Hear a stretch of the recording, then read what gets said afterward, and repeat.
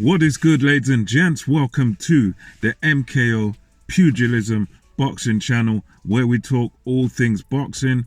Remember to like, subscribe, hit the bell notification, put it on all, and you'll get notified straight away as soon as we drop new content on the channel. So let's get into this one. It was a good weekend for boxing. This weekend just gone, Saturday just gone. We had two big fights, and this one I'm going to talk about Jermell Charlo versus Castano 2. This was for supremacy. This was for all the belts, the 4 belts at light middleweight, aka super welterweight, depending what you want to call it these days. They got so many names and titles. So yeah, once again, it didn't disappoint. Much like the first fight, it was a good fight. It was an entertaining fight. It had its ebbs and flows and backs and forths, and this was one of them where you could tell Charlo had learned from the experience he got last time out.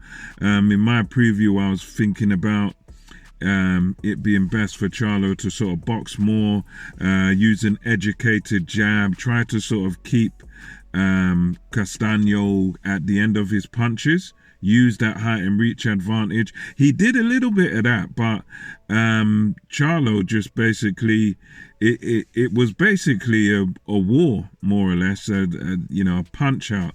Charlo did, however, use a bit of movement and use a lot of intelligence in terms of the way he approached this fight, because I'd say probably could have done a bit more jabbing with this guy. Could have probably done a bit more jabbing. A lot of the time it was just putting the jab there and he just stepped back.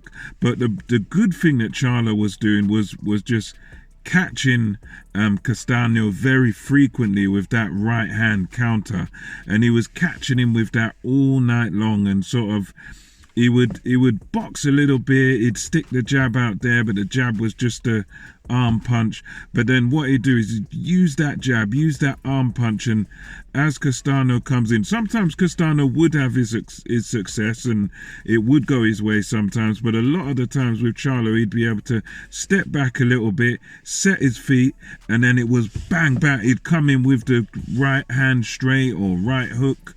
He was coming in with good left hooks as well and stuff. So Charlo was able to sort of come out on top in this fight, because Castano was going after him, but of the two of them, Jermell Charlo definitely had more power. He was a man that was sort of carrying more power in his punches. So in the end, that's what it sort of came down to, because both of them, took a fair bit of punishment. Castano, he was taking punishment coming in. He did use a bit of head movement, Castano, but still at the same time, I would say, he was in Charlo's face for some of it, and I'd say he probably took a little bit too much by way in terms of punishment. He did box quite well, but he was quite the easy target to hit.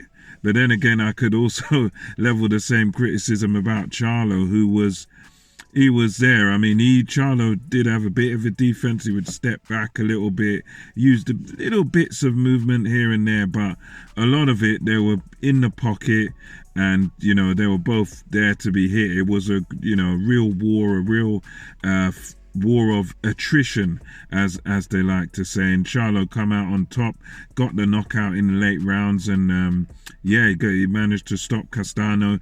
And really, the first time Charlo knocked Castano down, it was pretty much all over. I think it was round 9, that one.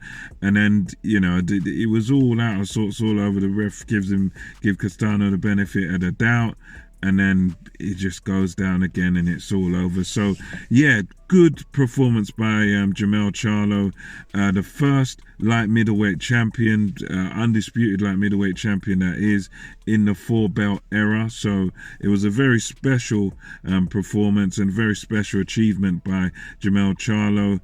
There's names being called out there like Tim Zhu and stuff like that. That would be a good fight for him.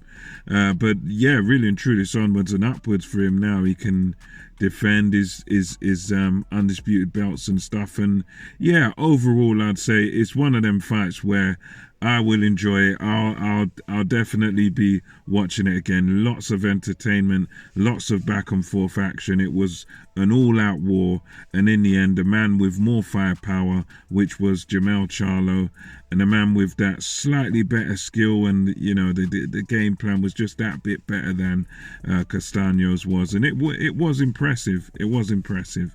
He showed he's got the strength and he's got the determination to win at all costs. So yeah, congratulations to Jermell Charlo, undisputed champ in the 4-belt era. Exceptional fight to watch. If you ain't seen it, go and watch that fight, definitely. So let me know what you thought of the fight, Charlo versus Castano 2. How did you rate it? Did you, like myself, think it's definitely one of the better fights of this year? It's got to be up there, probably fight of the year contender again.